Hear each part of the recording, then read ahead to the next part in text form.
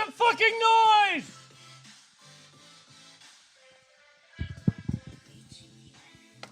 Jesus Christ. All right. I got to stop doing that. I'm going to get hurt, bro. I'm going to get injured. Coachella. Can you hear me through the mask? I should probably take it off. How many copyright trademarks did I just violate? How do you do that? How does he do this? Do you know? Marshmallow. Bro, if you're out there, dude, hit me up. I got to know how you do it. Wearing a mask. Like a mallow, bro. Like a mellow. Woo! He's lost it. Guys. This was tight. This was fun. This is a fun thing. I get it, DJs. I get it. I understand it. Being a DJ has got to be the most fun thing you can possibly do because it requires the least. You do all the work at home. I'm sure you do a lot of work at home, making all the music and all that. But then you do the show, and you press and play, and you're partying, dude. That's the best. I made this out of paper for the video. I'll tell you more about that in a minute. But first, product placement.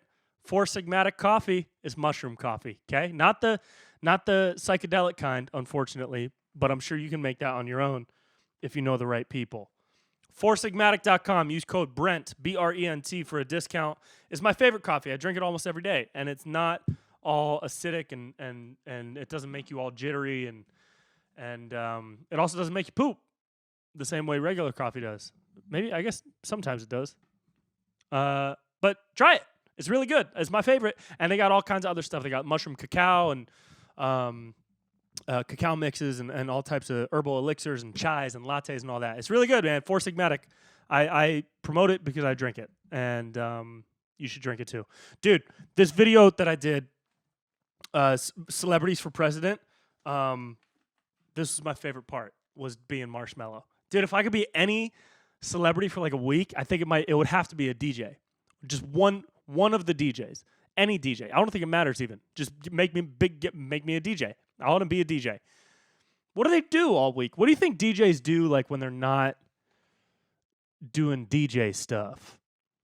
You know? Like what do they do when they're not doing DJ stuff? Do you think they're like normal? You think they go shopping and people just don't know who they are because you don't know what DJs look like, really?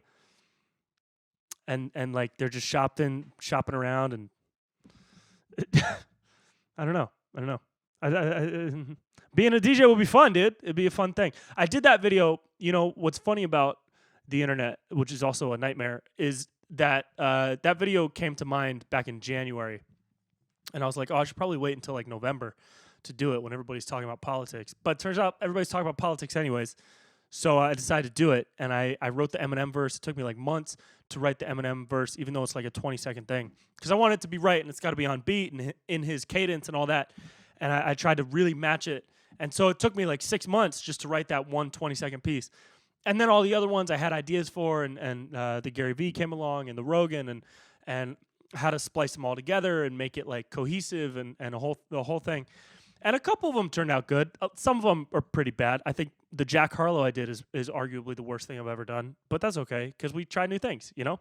And then it totally tanked, dude. It totally tanked. And when I say tanked, I don't mean like necessarily people didn't like it, because I think the people who saw it liked it. But it just didn't get shared. It didn't get tons of comments or likes. And it took me legit 6 months to like conceptualize the video. And then, you know, an 8-hour shoot day, probably around 20 hours of editing and graphics to put it out.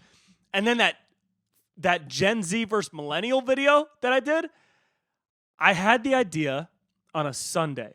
And I thought, okay, if I don't do this, I can think of 5 people that I know that will do this very soon if they get the idea. And so I was like, I have to do this. Everybody's talking about Gen Z millennial stuff. So it took me about 15 minutes to write. I got Morgan to shoot it with me. Took 30 minutes to shoot. Took about an hour to edit.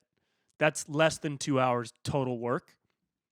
10 million views. Because it got picked up by all these channels and platforms online, and 10 million views. And I hated it. I didn't like it. I didn't like. It was like parts of it I liked, but when I was shooting it, I was like, man, this is not like creatively fulfilling. But I guess you do one for you do one for them. You know what I mean? You do one for me at least. I do one for me that I know is going to be challenging and it's going to take a lot of creativity and a lot of execution to do. And then I'll do some where I know the audience is going to really like it and maybe it'll help me grow my audience, even if it's not 100% aligned with like my style, but try to make it my style as best I can. Because that's what you got to do when you're desperate, dude. And your boy is desperate. Your boy's hungry, okay? Your boy's on the verge of starvation here, okay? So we do what we can. And it was fun, dude. The Celebrities for President, go watch it if you haven't seen it yet. The marshmallow one was my favorite to do because I played him off like a nerdy, really smart guy. Tiger King was fun. Dude, how crazy is it that Tiger King legit is like the least crazy thing to happen this year? I said that in the video too, I know, but it's because it's true. It is. Like when coronavirus hit in March, everybody was like, oh my God, this is insane. And then the trailer for Tiger King came out. And then Tiger King came out. And we were like, whoa. We thought young COVID was crazy. Dude, young COVID ain't shit compared to old Joe, old exotic. And then Tiger King became the craziest thing. And then murder hornets were in the news. And then I don't even know what came after that. And then eventually the protests and the rallies and the crazy police brutality videos. And everybody forgot that there's a dude out there who tried to kill a woman, okay, and loved tigers so much, he called himself Tiger King.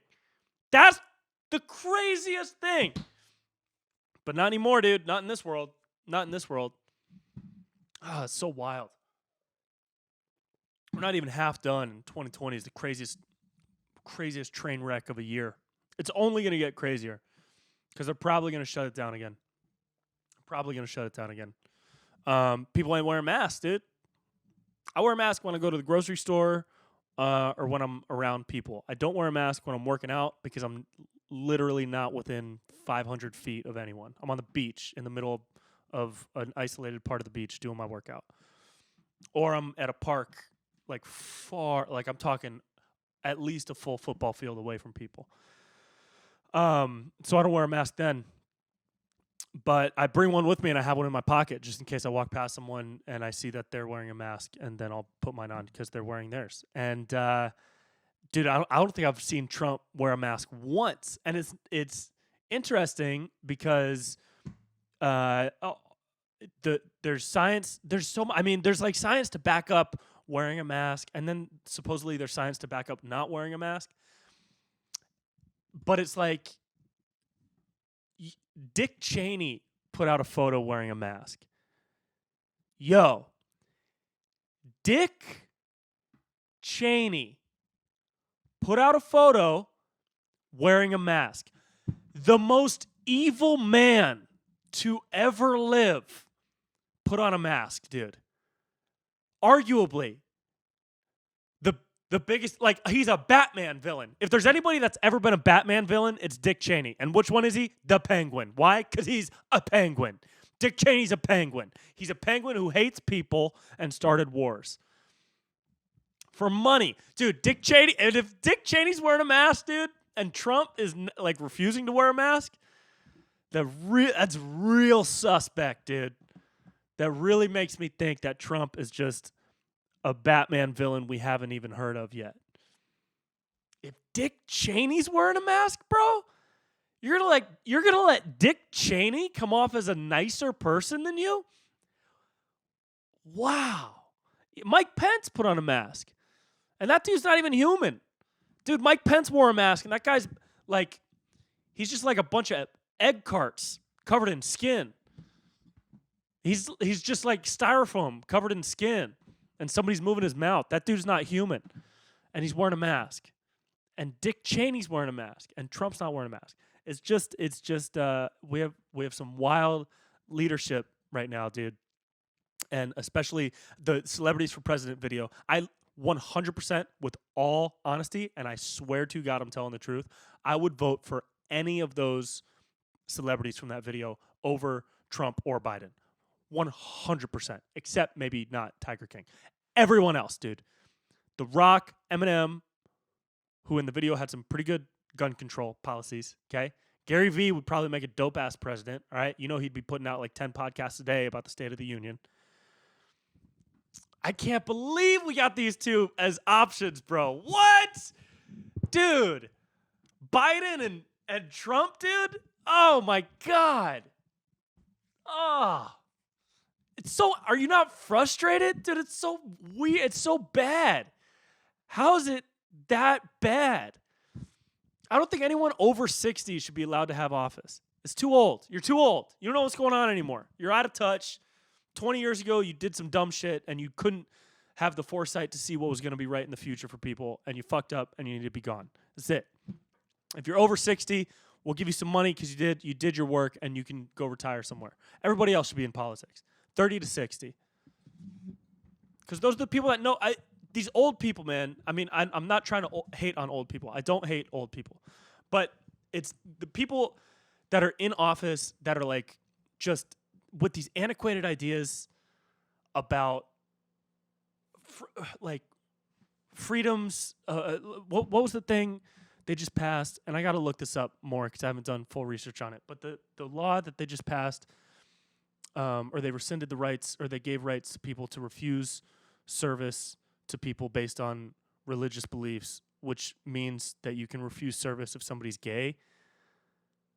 That's absurd. Isn't there already isn't it already like we have the right to refuse service? Isn't that already a thing for business owners? But now they can straight up say, "Oh, it's cuz you're gay."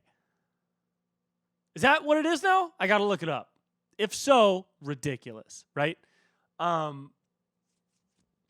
But it's also just ridiculous to refuse service to anybody because of that. But to be able to say it, to be able to say the reason is because you differ with their ideas. Whatever. It's just there's a lot of people that are old. I don't know how I got on a political rant. I'm so sorry. But Dick Cheney was wearing a mask.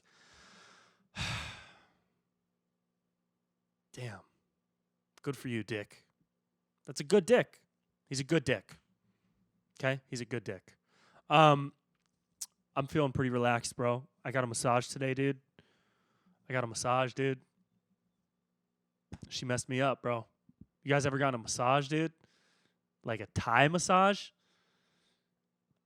Dude, a Thai massage is crazy. A Thai massage, because you know they step on you. It's not just a massage. It's like you know what I mean? Like I walked in and the girl was 4'10", and she's tiny. She's a tiny girl. I mean, adult, woman, whatever. And it's at the Thai massage place. She's like 4'10", 80 pounds tops, right? And she says, "How much pressure do you want?" With a thick Thai accent that I'm not going to do because that would be racist. And I have a rule to never say anything racist. Don't be racist. Okay, that's just a rule for everybody. You know what I mean? Okay, all right. So she said, "How much pressure do you want? How do you like your pressure?" And I took one look at her and I was like, "From you? Give me everything you got, ho." I did, but not like that. I said it like, "Oh, firm would be fine. Thank you." You know? And so we walk in and dude, whatever she was doing, I've never been in so much pain. Because these Thai women who give you a Thai massage, they're walking, they got shit, they're hanging on stuff. She at one point had I was face down. She had 6 parts of her body going into my body. Now that's okay, your 2 elbows and your 2 knees. That's 4.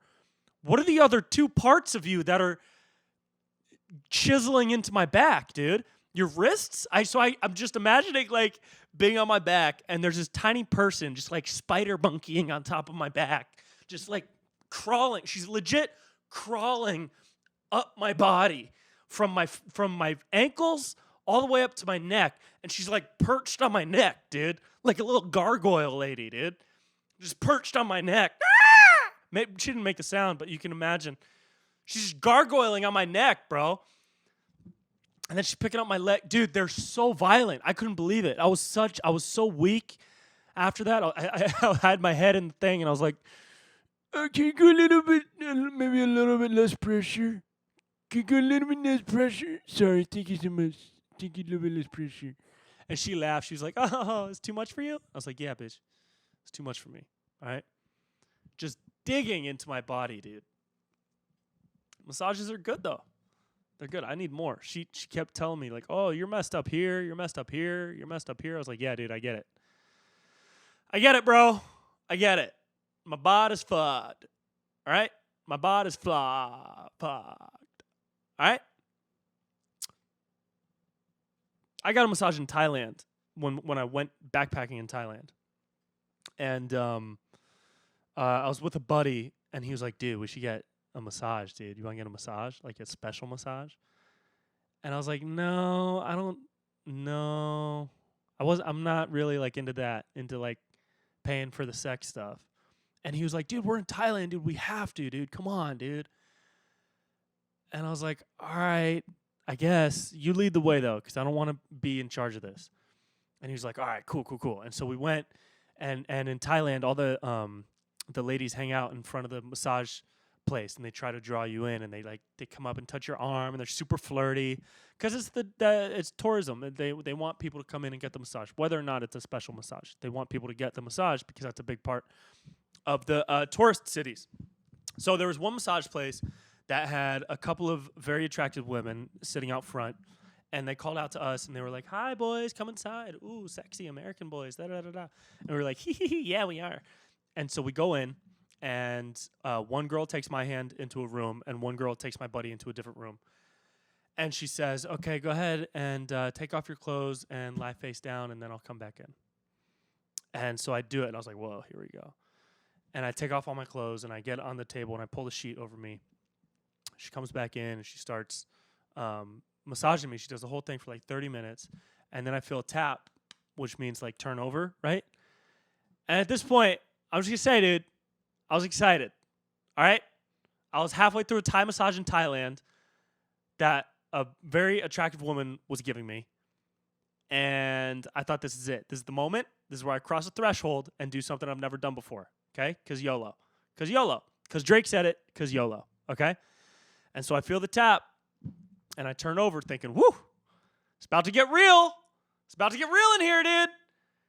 And I turn over, and I look up, and looking down at me is an 80-year-old man. Full beard. Gandalf. Thai Gandalf, dude. Thai Gandalf. Gandalf left Mordor.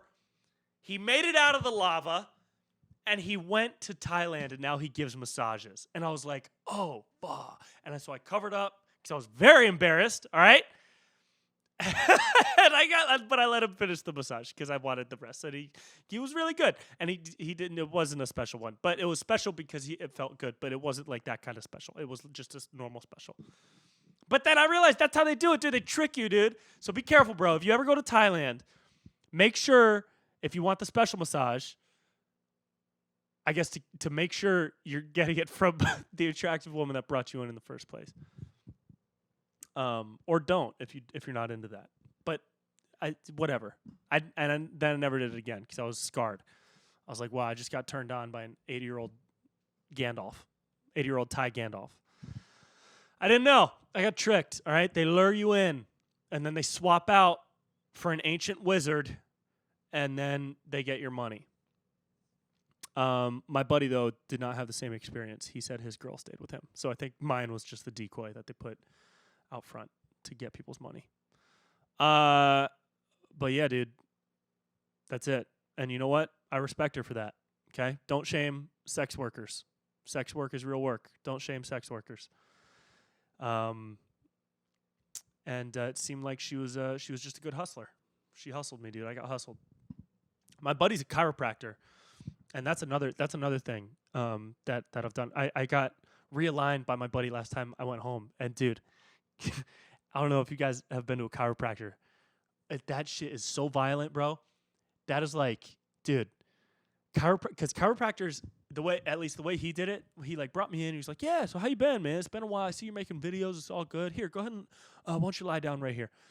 And I was like, oh, yeah, I'm good, dude. And I started lying down. I was like, yeah, I'm good, man. The videos are really fun. And he was like, yeah, dude, I see him here.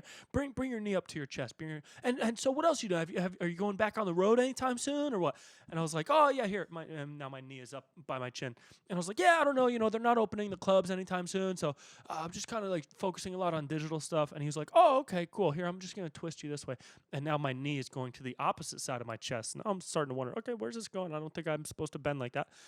But he was like, oh, yeah, cool, man. That's cool. Yeah, like I said, like my wife loves your video stuff. We love seeing you. And then out of nowhere, he just went, like, put his entire body into the side of my knee, like, wah!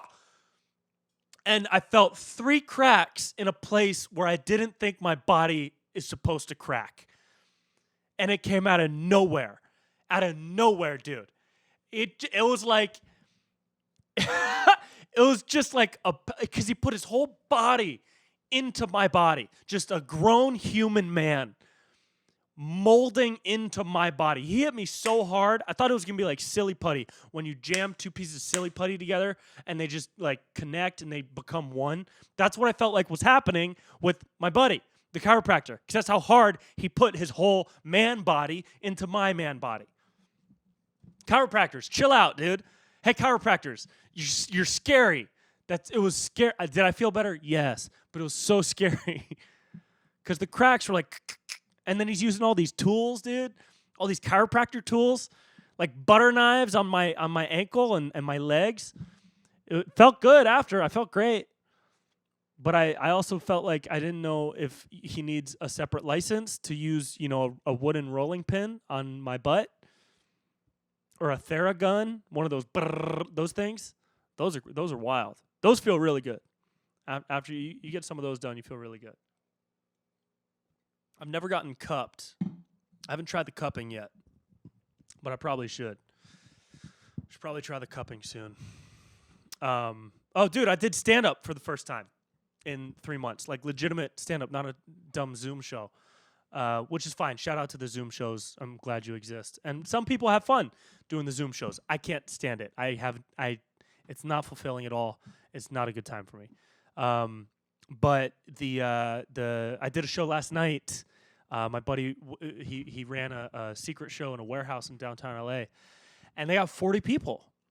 40 people came out, and people were wearing masks. It was kind of like restaurant style rules where people wore masks if you were walking around or getting up to go to the bar.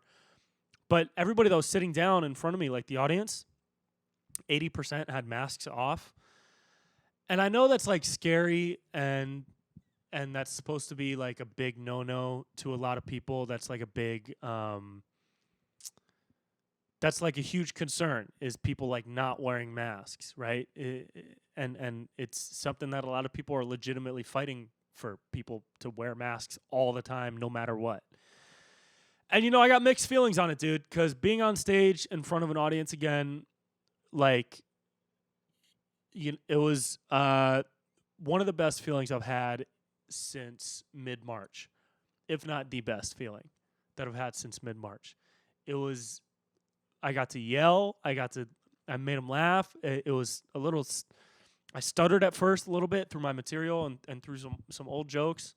And I haven't really written much new stand-up because there's nowhere to perform it over the past couple months. So I focused all my writing and creative energy into the digital stuff, Living Room Live, that show, this podcast, and the videos that I put out every week. So I haven't been writing much stand-up. So I kind of riffed for a little bit, but then I found this like little bit of a flow in the middle of it, and it just felt so good, dude. And you know what? If people want to go out, I think at this point we should let them go out. I'm not a decision maker. Okay, so I'm just a straight white guy with an opinion, and at this point, I don't even know if I should be allowed to have a podcast.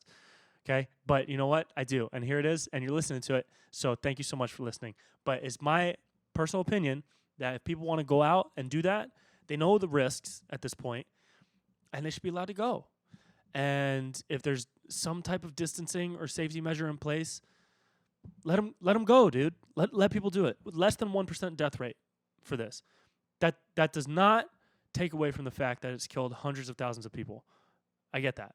Totally understand. And there's nothing that could be said to make that any less important. it is also extremely important to know that people got lives to live, dude. Let people live their lives a little bit at a time. Not saying, let's put on a concert and let everybody go. But also, maybe, soon, we're going to live with this virus forever probably, unless it's just going to magically disappear, which I don't think it will. So until the microchip vaccines come, let people go out. It was I was on stage, and it was funny to, like, because usually when it takes years to be comfortable enough on stage to not freak out when there's silence, and not just silence after a joke. Like if a joke goes bad, there's some silence, but the silence in between the jokes, like the silence during the setup, or the silence during the what's that word? Expository dialogue that you're giving for a story, or during some details. There's little bits of silence during the acts, during the show, that it takes years to become comfortable with. And you know what? It took a couple of days during lockdown to go right back to square one, dude. Because I was on stage, and during those little moments of silence, I was freaking out. I forgot how to breathe. I didn't know. I thought I was messing up. And then I started to realize, oh no, this is the rhythm. You got to find that rhythm again. It's like walking again, dude. It's like a muscle. It's like learning to walk again, learn to shoot again, trying to get your jump shot back. That's what I'm trying to do now. So it's going to be interesting to get back into it. A lot of states are opening up. My buddy Craig Conant is going to, where's he going? Minneapolis. He's headlining for a weekend. The next show I have is New York, August 11th at Caroline's, but they haven't even opened yet. So I don't know. I might even push that until the winter or something if it comes to it, because I don't want that to be like my first show back, because I want to invite a bunch of people in New York. But we'll see. As of now, August 11th in New York. And also Tempe, Arizona, September 17th with Stevie Emerson. So if you guys are anywhere near Arizona, September 17th at the Tempe Improv in Arizona. That's on the books right now. Arizona's supposed to be a hotbed for this shit, though, so who knows what'll happen. It'll be all right. We'll be all right. Right? Come on. Please? We'll be all right, please? Come on. Come on. We'll be all right. Bleh. We'll be better than these crazy Karen bitches. Dude, these crazy Karen bitches running around here yelling at people. Dude, Karens, what are you doing? I mean, dude, you see a new video every other day of some middle-aged white woman yelling at someone. Where does all that anger come from? Because you're wearing a mask, and because you're not, people that are wearing masks are telling these middle-aged white women to wear a mask. And these middle-aged white women are spouting off, dude. And if you don't believe me that it's middle-aged white women, search Karen videos. And they're all named Karen. And it's like, dude, just wear a mask in the store. It's not that hard. Take it off as soon as you get to the parking lot. You're wearing it for 20 minutes. You think that's going to affect your health because you're breathing your own breath for 20 minutes? No, dude. Just wear a mask in the grocery store. It's not that hard. Yeah, it's annoying as hell. Yeah, I get annoyed. It's itchy and it smells like ass. But you just do it for now. It's very easy. It's so simple. So many Karens. And their daughters are Katies. Every Katie. That's what I got to do next. Every girl named Katie. Girls named Katie are out there, dude. Shotgun and White Claws on a Florida beach. Wearing American flag thongs while their mom Katie is complaining that people won't stand for the anthem. What a nightmare this world is. God, I think I have allergies or something. Or maybe I just have boogers. Sorry, that's gross. But fuck it. What a nightmare, dude. What a nightmare. But also what a time to be alive. What a time to be alive, and what a nightmare. I hope you guys are getting that unemployment check, dude. Whew. Unemployment is hitting, dude. The unemployment hits different when you're actually unemployed, bro. You know? The unemployment hits different when you're actually unemployed. Basketball is coming back. Can't wait for that. Very excited. At the same time, without sports, I just dove into conspiracy theories, dude. Conspiracy theories became my sports. It was like, what's the Lakers record? I don't know. What was the last thing QAnon posted? It's entertaining to watch all these crazy people think that everybody's eating kids or whatever. I don't know. Some of it's true. The crazy thing about conspiracy theories is some of them are true. I think I've said that before. I think I talk about conspiracy theories too much. I know.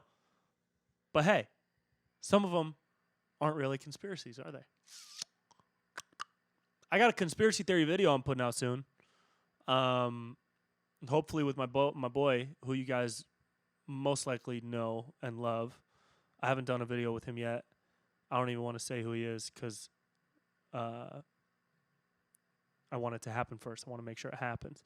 But it's going to be really fun. It's a conspiracy theory video, and it's going to be really funny. And I think you're going to like it.